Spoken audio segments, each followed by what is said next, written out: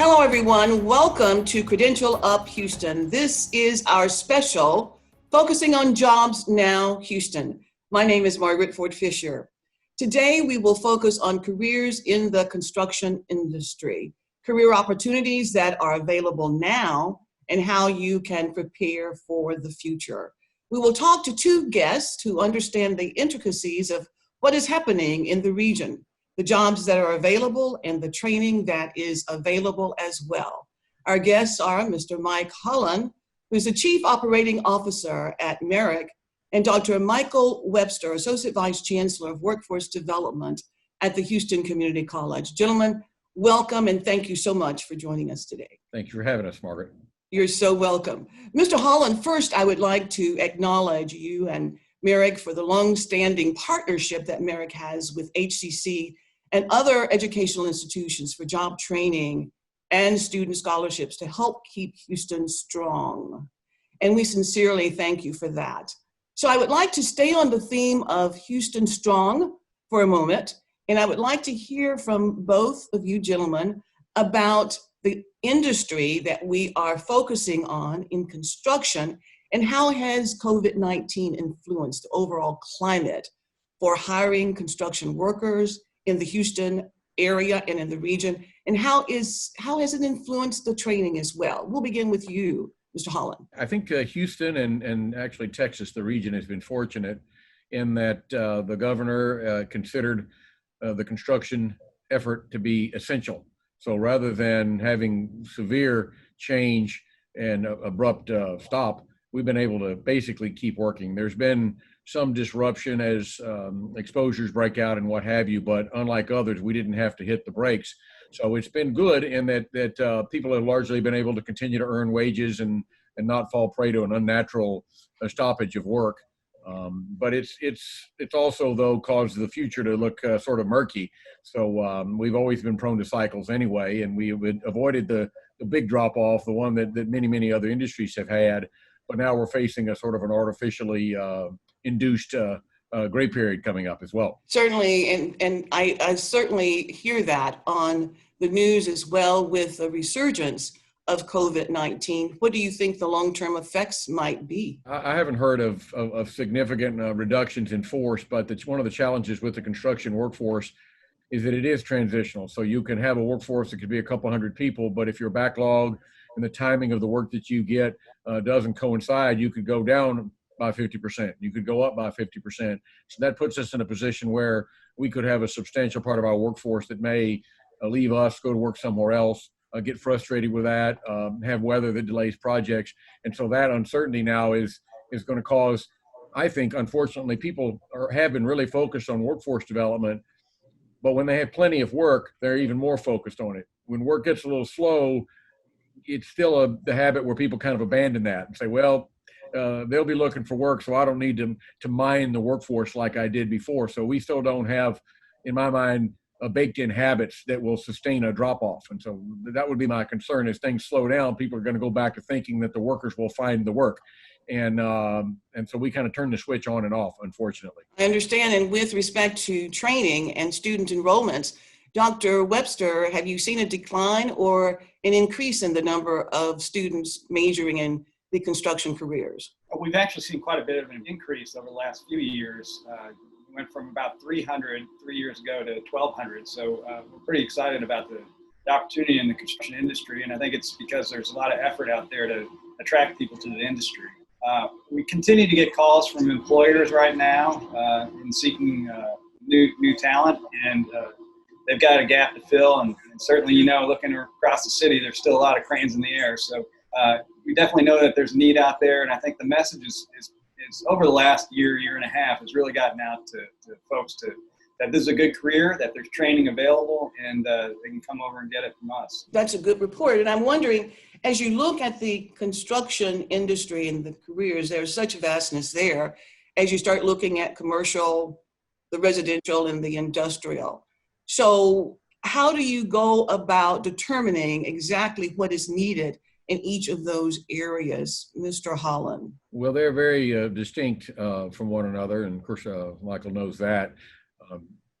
Really, I would say in the industrial, the expectation is born with the owner, because most of that work is done in or around plants. So you're talking about a particularly sensitive environment. And so those owners have a very robust standard around safety, performance, competency, and they have to.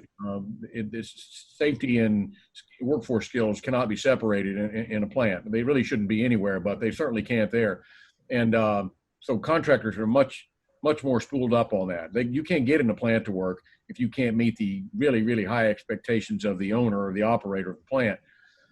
Commercial is beginning to get that way with initiatives like C3, because they're beginning to see that this workforce shortage is a real thing. Whether the work is busy or we're in an upslope or down, the workforce problems are pervasive. And so residentially, it's still the Wild West, quite frankly. It's a price-driven model, purely a commodity deal, and very little entry ramp, but very little long-term career path also. So with the C3, that's the Construction Career Collaborative.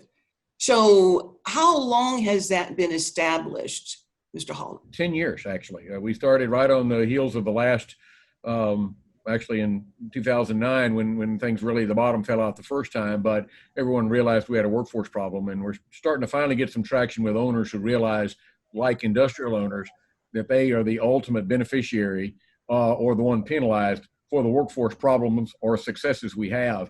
And now they're starting to come to the table and say, hey, on my job, these are the kinds of employment practices and training and workforce development and safety skills that we expect in our supply chain. So how does that influence what we do, Dr. Webster, in terms of training? What I've seen from the folks that are in C3 is those are the ones that we really want to partner with because of the things Mike was talking about right now. But in addition to that, they care about their employees. And that's the kind of company that we want to send our students out to after they finish the training program. So, not only are they getting it from the front end from us, the employers are telling us what they need out of the workers. We're partnering with them directly in the classroom. In some cases, especially with Marek, they're offering up the instructor. On the back end, we know that they're going to go to a company that really values them as an employee. Do we train more students for the commercial, residential areas, or do many of them go into the industrial? That's a good question. I would say for the most part, we're heavily in the commercial side. So HVAC, electrical. On the pipe fitting side, we would hit into the industrial, but for the most part, our construction program hits commercial. Okay, very good. Well, we're going to take a break. And when we return, we're going to talk about in-demand jobs in the construction industry that require certificates or associate degrees. So please stay with us and we'll be right back.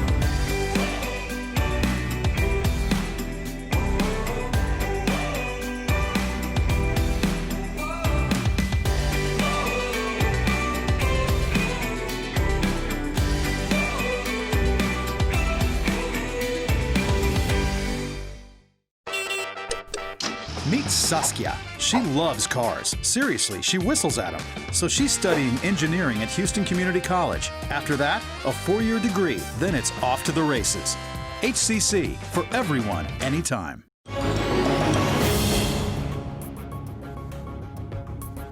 Welcome back to Credential Up Houston with a special focus on Jobs Now Houston. In this segment, I would like for us to focus on in-demand jobs that require a certificate or associate's degree and other qualifications needed. We were talking previously about all of what is required for our students in the industry, and we were talking about the commercial side of the industry primarily and how we prepare our students.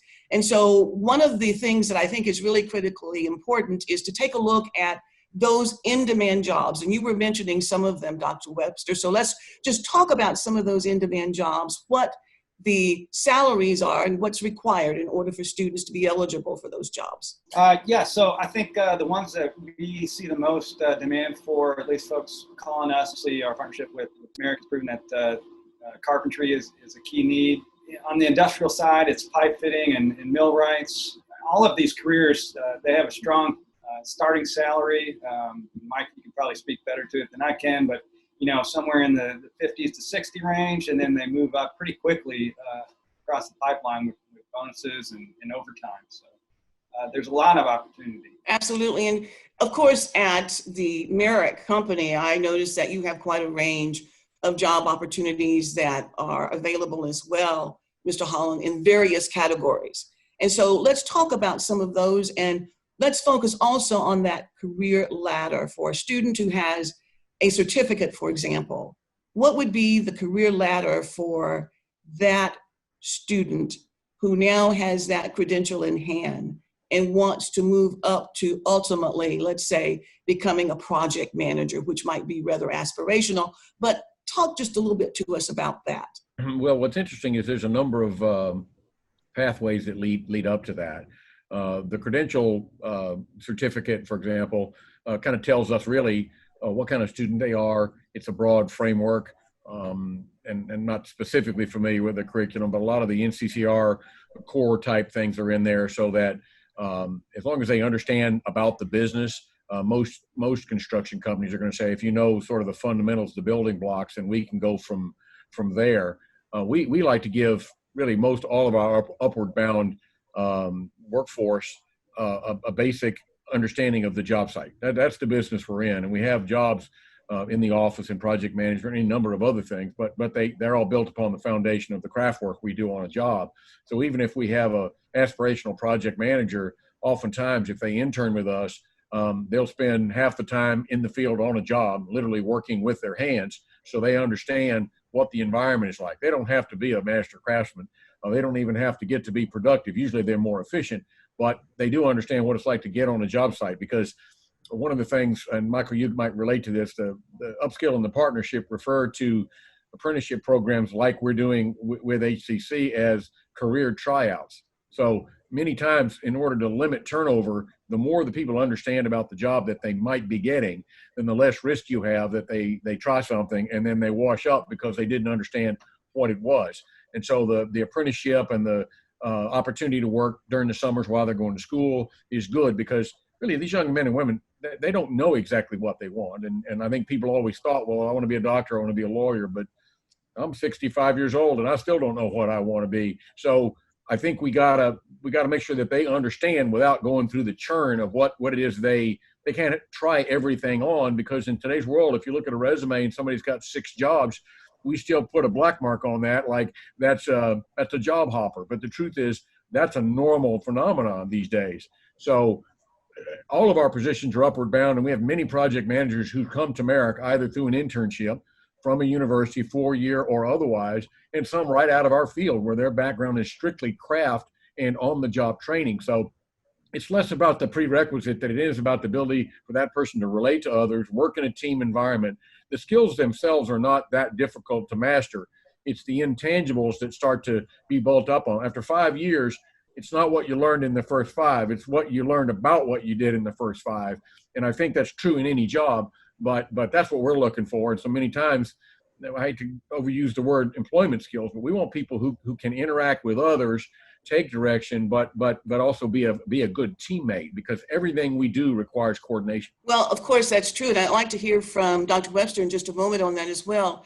But one of the things that really fascinated me about the story that Marek has on its website about your employees is that you give them an opportunity. And there was this one case with a young man by the name, I think it's Jose Ramos, who had come to your company, and he really didn't have the skills, but you took him on board, you trained him, and now he's a foreman, which is really very impressive. So that allows individuals who really didn't know what direction they wanted to go into to be mentored for a job to help them to have a good living. So I think that's really quite commendable. And with the salary of a foreman, that's pretty substantial as well.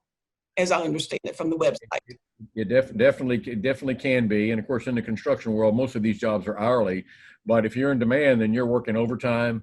The people are actually competing to get you on their job within a company or from company to company. And it really is an enormous opportunity for people to, and they can come from all walks. They can come with a certificate. They can come with an NCCR certificate from a trade school. There's any number of ways they can do that. And Jaime actually was a finalist for the Associated Builders and Contractors Craftsman of the Year last year. And so he's had quite the ascension from a young man who showed up with what we might say is arguably no specific skills. In construction, we're really open-minded. Of course, that's really a good thing, because a lot of the students really require that so that they can get their footing in order to find the pathway that's really the best for them.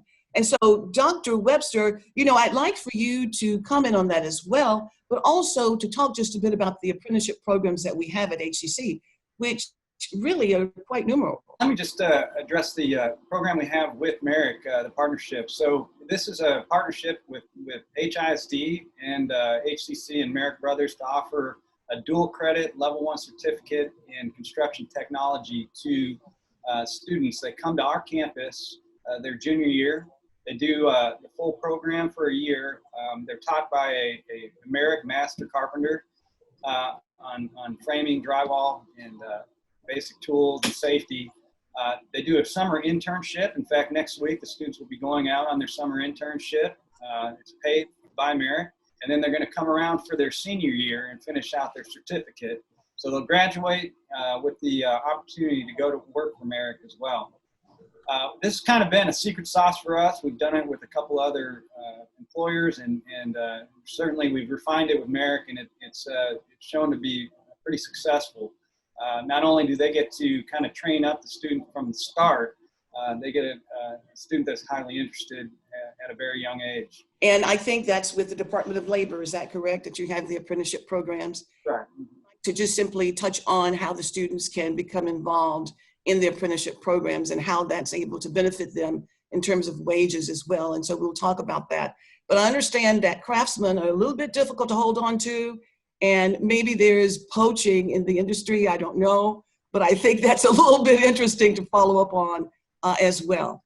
And then of course, there are students who are interested in entrepreneurship, and I'm not sure how many of the students who go through the programs are interested in becoming contractors, owning their own businesses and so forth. And I presume that quite a number of them would learn what is required in order to do that as well.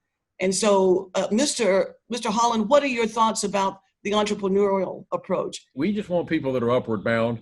We don't want to be the perpetual stepping stone. If the people that pass through our doors are wanting to improve themselves, we like our odds of helping them be an entrepreneur while in our ranks. If they move on, the bar's higher for everybody. So that's so true. We're going to get a win in there. That sounds so good. Well, we're going to take another break. And when we return, we will discuss next steps. The viewers are interested in construction careers, and so we want to help them to get there. So we're going to ask that you please stay with us.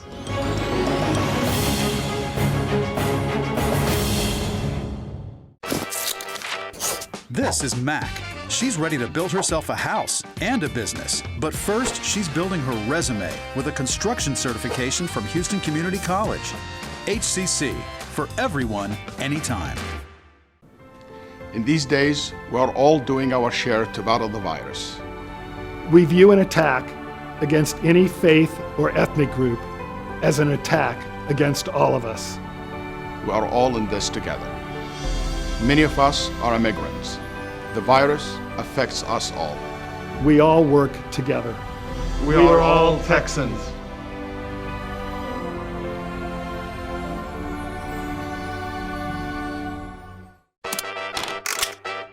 Meet Travion. His mom went to Houston Community College, so choosing that was easy.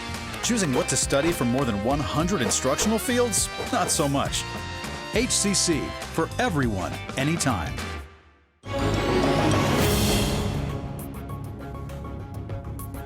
Welcome back to Credential Up Houston and our special focus on Jobs Now Houston. Our guests are Mr. Mike Holland, COO at Marek, and Dr. Michael Webster, Associate Vice Chancellor of Workforce Development at the Houston Community College. Gentlemen, I'm so delighted to have this conversation with you, and I would like for us to focus on some of the points that were made previously about entrepreneurship. And Dr. Webster, I'd like to begin with you about how we now create that aspiration as well, that additional platform for our students who are not only going through the trades and apprenticeship, but recognize also all of the other potential associated with getting that credential, such as ultimately becoming an owner of a construction firm, becoming a contractor, or maybe a subcontractor. What are your thoughts about that? You definitely would offer up some entry-level training, and then students would venture off into the construction field and start their careers, or at least launch their careers, whether it be with a small company or a large firm. But they can also come back and get into our entrepreneurial program. We have a pretty robust minority-owned contractor program for entrepreneurs, and teaches them skills in entrepreneurship. So, I mean, there's plenty of avenues to come back should they want to continue on and start their own company. But I think the bread and butter is really getting those craft professionals out there into the field. That's where the industry is really in need right now. And, as long as we can start the training for them and get them ready to go for work, that's the key for us. So true. I was reading about that. And Mr. Holland, I'd like for you to comment on that. I understand that it's really kind of difficult to keep good craftsmen on board. So are you finding that to be the case? Is there a lot of poaching in the industry at all? Well, it's natural that there'll be some poor behavior when the supply of skilled labor is not where it needs to be. Most people look wherever they have to, and it's quite the long game to nurture interns and develop them and do all that. And the mortality rate can be pretty high if people decide, well, that's not the career I want. So we got to work at that. But a lot of people believe they don't want to train people because they don't want to train them and then lose them to somebody else. And you really got two choices. You can train them and lose them, or you can not train them and keep them. And we really don't want that to happen. So we just have to be really good at what we do. Workforce development is difficult to do. It's time consuming, and it requires a great deal of commitment and expertise. Even when you do well, you may lose in the sense that people will go elsewhere. And we've been around a long time, so I'm sure it's safe to say there are hundreds of craft professionals, business owners, entrepreneurs who may have crossed our path. If their level of competency is better as a result of that, then the threshold of competition is better. I like the idea of entrepreneurialism as long as what we're teaching them is how to interact with and develop the labor force. If the business community aspires and evolves to the point that we all understand that we own responsibility for the workforce, then we're all sharing it instead of all approaching it in our own way. And collaboration is a big word, easy to say, hard to do. So again, we want them to have long careers at Marek where their wage earning potential goes up, their skills go up, and our success goes up. But we can get a win if they do that somewhere else. We never like it that way. We love that they came in, they're highly motivated, they earn wages, and they stay with us for an entire career. We believe that's still doable, even though it's much less common these days. We can't win as a company with a rotating workforce. But at the same time, we know there's going to be some casualty. We just hope that when they leave, they feel good about the experience they had. Maybe they'll try to enact that somewhere where they are in their own company. So what is the highest paid job in the construction industry? And Dr. Webster could probably speak to this too, but I think if you looked at the three and you're talking about residential, commercial, and industrial, right? From a craft professional's point of view, it's pipe fitter, boiler maker, instrument tech, it's those jobs. Now, they may be in a plant with an Omex fireproof suit. I mean, there's some thresholds in terms of that. You're going to go to the place where the plants are.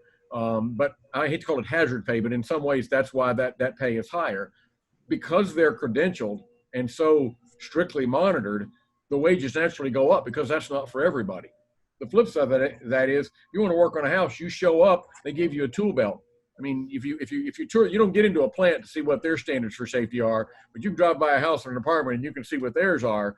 And so it goes from probably lowest there, middle is commercial, and the top is industrial. All of them, if you're the boss, you're the supervisor, that's the highest level. So you're probably talking like Michael says, you could be six figures if you're at the top of that supply chain. And I'm going to call it craft professional for now. If you're in management or whatever, well, then that really depends on the size of the company and your package. If you're at an entry level, you're an independent contractor in the residential world, so there's no career path. I mean, you might get good and supply and demand may cause your wages to go up, but it's not a performance thing. In commercial, it's probably middle of the road. And I think we're paying these young interns when they graduate and they start with nothing but that credential, $15 an hour, but they can go up really quickly. So you could go up $2, $3 an hour in a year with certain criteria.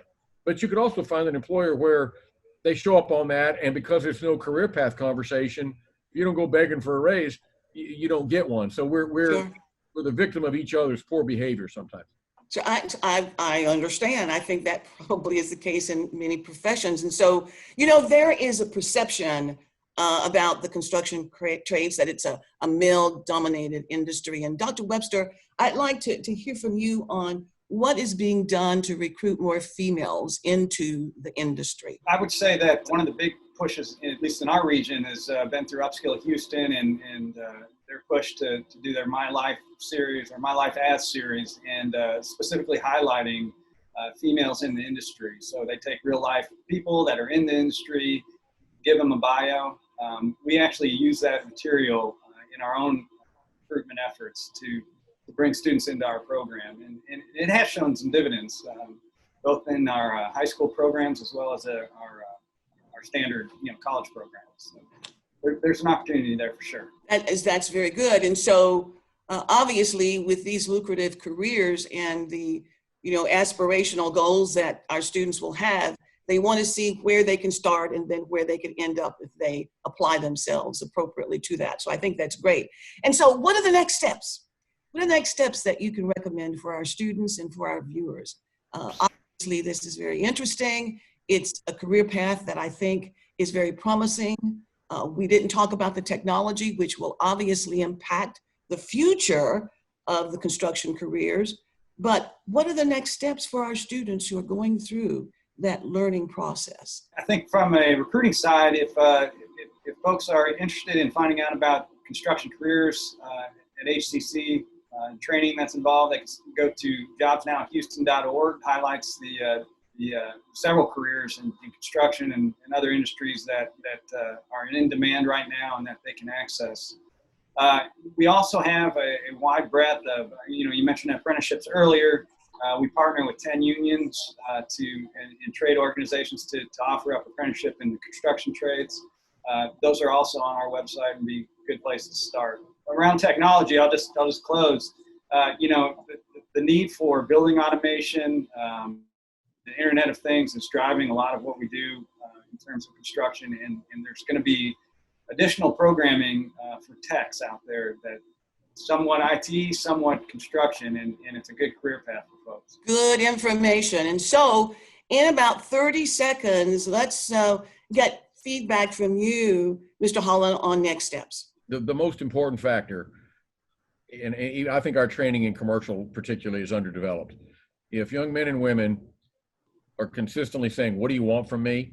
And then are prepared to deliver that or more, then they're going to find a home. And what we really do is we know what good performance looks like, and we know what bad performance looks like. So more than anything, I think it's up to the student to show initiative, and our industry has to be quick to recognize that because we need inbound help. Again, the bar to get in is low.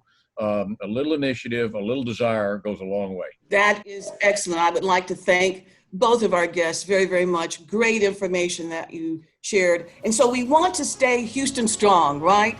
And so with that, we encourage all of our viewers and our students to Credential Up Houston.